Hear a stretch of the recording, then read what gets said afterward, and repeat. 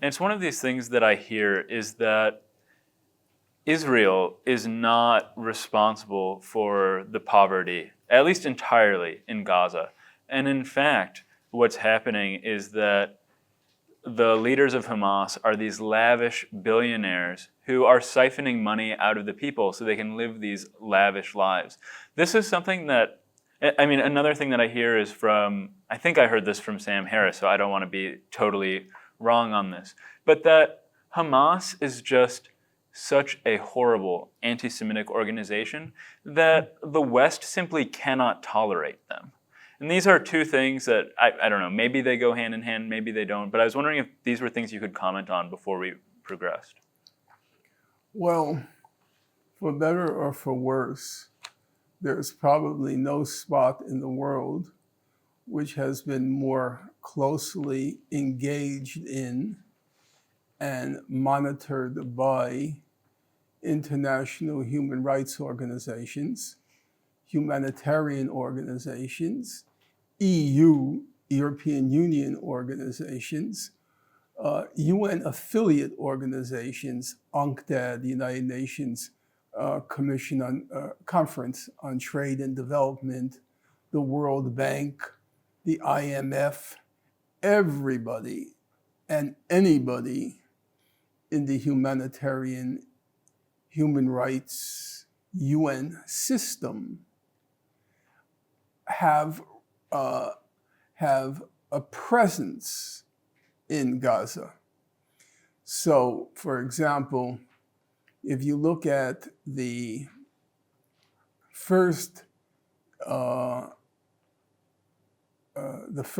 statement by South Africa before the International Court of Justice, when it was charging Israel with genocide, it didn't rely, it's 84 pages, it's single-spaced, and it has literally hundreds and hundreds of footnotes.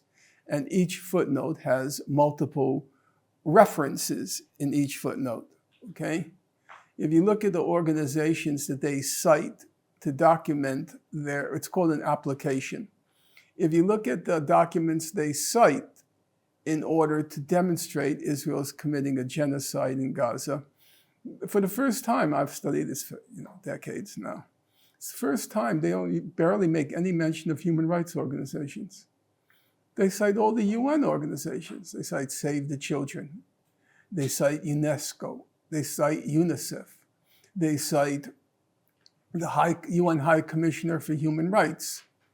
So what I'm going to now convey to you, it's not based on what you might call Hamas organizations. It's the UN system. Unless you want to believe that Save the Children, CARE, Doctors Without Borders, they're all controlled by Hamas. So, number one, in answer to your first question, everybody agrees, there's no dispute, none at all, that the primary reason for the horrific conditions in Gaza is the blockade. You'll have some criticism of Hamas here and there, but nobody disputes that the primary cause of the abject poverty that Gaza experienced beginning 2006 in particular, though it goes further back, but in particular since 2006, the primary cause is the blockade, okay? The EU and various other organizations, they have stipulated there's no evidence that Hamas is misusing the aid. It's just not true. I know there are various claims made, of course I've come across them, about the lavish lifestyle and the billions that these Hamas leaders have. It seems true that Khalid Mishal has a lavish lifestyle. I mean, he's been criticized by many on that account, but he wasn't in Gaza. He's external, the external organization. There are claims that, for example, the Palestinian Authority, they have enriched themselves about that. I'd be the last one to quarrel with. Of course, they're a corrupt gang of thugs. That's why Israel and the U.S. Imposed them in Gaza, in the West Bank.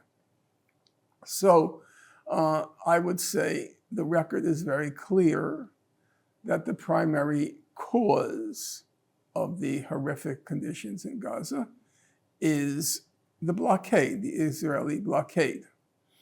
And as I said, it was a calculated policy to make conditions as horrible as possible so that people would rise up and get rid of Hamas. That was their policy. They were very, very clear about that.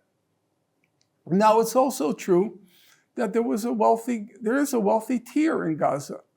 There's a wealthy T-I-E-R. There's a wealthy tier in Gaza. There's no question about that. That's true in any of these situations.